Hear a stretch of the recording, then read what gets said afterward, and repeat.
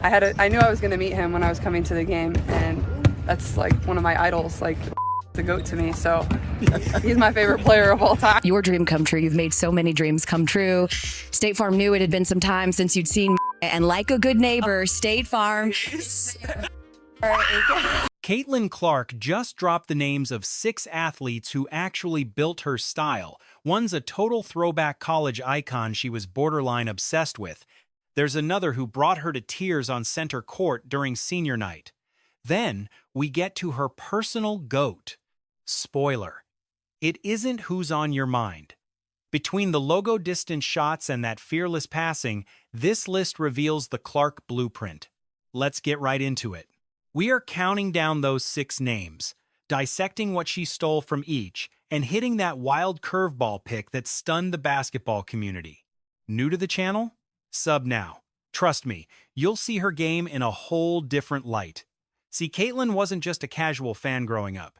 She was a scholar, studying the icons who laid the foundation for the women's game and NBA giants who shifted the sport's axis.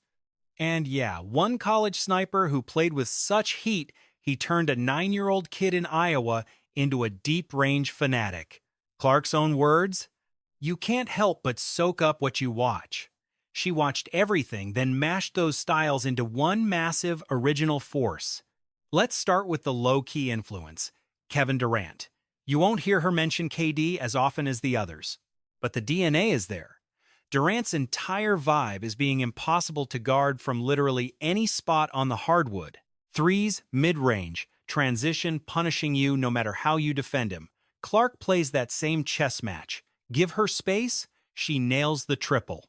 Tighten up, she just hits the gas.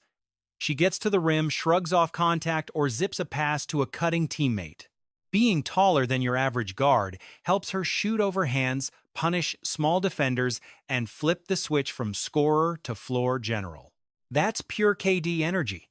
It's not just copying moves, it's about a mindset, being a constant threat that keeps a defense on its heels. That is how you dismantle a game plan before the clock even starts ticking. Durant basically gave her the green light to be a hybrid, a scoring machine who happens to run the whole offense. And before she broke the college record, she lived on his highlights. Pistol Pete didn't just put up numbers, he put on a show. Those no-look dimes, the behind-the-back wizardry, angles that left coaches speechless. That swagger, that grit. The Ponytail Pete nickname was earned, not given. Watch her in the fast break. She fires a laser to the corner before the defense even realizes the ball is gone. That step back into traffic followed by a cold stare at the baseline? That's not just luck, it's that choreographed chaos Maravich mastered. When she finally eclipsed Pete's all-time NCAA scoring record, it felt like more than just some milestone being reached. It was a literal passing of the torch. From the original basketball rebel to today's ultimate playmaker, Maravich gave Clark the guts to go off script, trust her instincts, and turn the game into theater. If you ask her about the GOAT, she points straight at LeBron, not for the dunks, but for the sheer gravity of his control. James's real power isn't just the 40,000 points. It's conducting the offense like a symphony, reading the floor, hunting matchups, and making the perfect play. That's Clark to a T. Sure, she can drop 40, but she'd much rather elevate everyone else on the floor. In her rookie year, she piled up assists, hunted triple-doubles, and treated every possession like a riddle only she could solve. Drive hard, pull in 3 defenders, then whip the ball to a shooter who didn't even know they were open yet. That's LeBron-style basketball right there. I knew we'd meet when I got to the arena, she said. He's one of my absolute idols. To me, LeBron is the greatest ever. Honestly, I don't know. It was just a wild moment. Meeting him backstage and having him go out of his way to wish me luck for the season. He actually keeps up with the WNBA. He watches, he respects the game, and he loves how the Fever and my teammates play. It's just incredible. Oh, I caught that. I missed it before the tip-off, but my phone was blowing up after with people sending it. I was like, no way. I thought it was a prank at first, but he's my favorite. You can't trust anything on the internet these days, right? I was skeptical. I kept thinking, is this actually LeBron? I mean, the photo was clearly me, but the whole thing was just mind-blowing. And then you have that mutual respect, the public nods, the texts, that viral moment where she questioned if it was even his real account. Greatness sees greatness. The chosen one and the new phenomenon, both carrying massive expectations and still finding reasons to smile when the pressure is at a boiling point. From LeBron, she learned that the deadliest scorer is often the one who decides to pass. But here is the real curveball. Clark wasn't just looking at the Mount Rushmore names. She was obsessed with Jimmer Fredette. Back when she was 9, she was glued to every BYU game, loop-watching his highlights, wearing the shirt, and mimicking that specific, forward-leaning jumper. Jimmer's NBA run didn't quite land, but his college fire started something. He proved a smaller guard could pull from 30 feet and make it feel like a layup. Fast forward at Carver Hawkeye, Sue Bird brings Fredette onto Sue's places to finally meet Clark. They stage a three-point shootout. Bird picks some absolutely insane spots. Clark sinks a deep bomb from out of bounds, beating Jimmer 3-2, then deadpans. Great hanging with the guys who invented the long ball. Stone cold. Hilarious. Pete-level confidence. Jimmer didn't just show her a path. He gave her permission to break the game with range. You can turn a myth into reality. Naturally, Steph is on that list. Everything about her distance shooting feels like Curry's DNA. The relocation, that lightning-fast release, the casual logo shots. Steph made 30-footers look normal. Clark turned it into an industry for the women's game. But here's the kicker.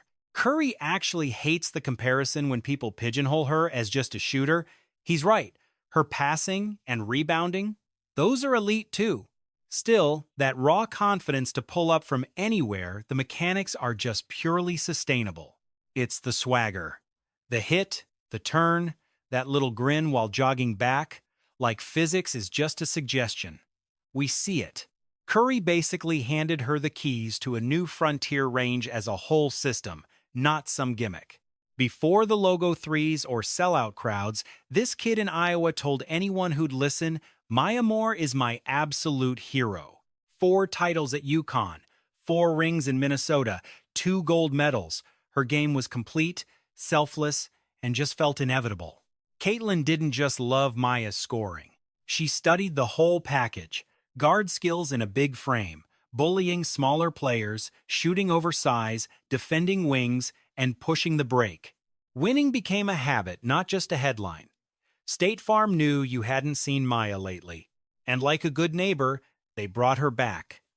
Maya's here. Oh my God. Senior night, March 2024. Carver Hawkeye is rocking. Then, out of nowhere, Maya Moore walks out. Clark just freezes. She's smiling, crying, hugging her idol while the arena goes wild. Later on SNL, she honors the legends. Lisa Leslie, Cheryl Swoops, Cynthia Cooper, Dawn Staley, and Maya. That's not just PR. That is a direct bloodline. Real respect for pioneers who played for tiny checks and no crowds. Clark's just cashing the receipts. She never forgets who paved the way. Maya Moore isn't just an influence. She's the gold standard. Total game. Big moments. Elevating everyone around her. I know Maya's your favorite. In a game to 11 against prime Maya Moore, what's the score? 11-0, Maya Moore, hands down. Not even one bucket? Nope, she's blocking everything. Now, here's the beautiful part. Clark watched Maya, now kids watch Clark. She bought Jimmer's hype, now her jerseys are flying off shelves. She crushed Pistol Pete's record while playing with that same joy. She breaks down LeBron's quarterbacking, steals KD's score from anywhere map, and rides Steph's range revolution like it's a moving sidewalk. 10 years from now, some rookie will say, "Caitlin Clark made me believe." That's how this works. Influence compounds. Now, it is your turn. Rank these 6 influences. Who do you see most when she is out there playing? Curry's gravity, LeBron's vision, Maya's completeness, KD's versatility, Pistol's flair, or Jimmer's audacity? Tell me in the comments. What's the one move that defines her right now? Quick stats to watch. Check those early possessions, see where she goes immediately after the pass. If she touches it twice in one play, expect a high-value bucket or a cross-court dime. Defenses are tracking her at half court. Notice how that creates easy back cuts. Her out-of-timeout reads? That's LeBron-level control. Pure IQ on display. Watch for those three things and you'll see the influences in real time. The story starts with Maya's hug and ends with Caitlin embracing the entire game. Shooting, passing, leading, she does it all. She didn't pick a lane, she built a whole highway. That's why these comparisons never stick. She isn't the female Steph or ponytail Pete. She's the very first Caitlin Clark, built from pages she borrowed, but finishing a chapter she wrote entirely on her own. If this breakdown gave you a fresh perspective, hit like so other fans can find it too. Subscribe for smarter WNBA deep dives every week. Which influence should we break down on film next? Maya's winning habits, Steph's relocation moves, or LeBron's read progressions? Catch you in the next video.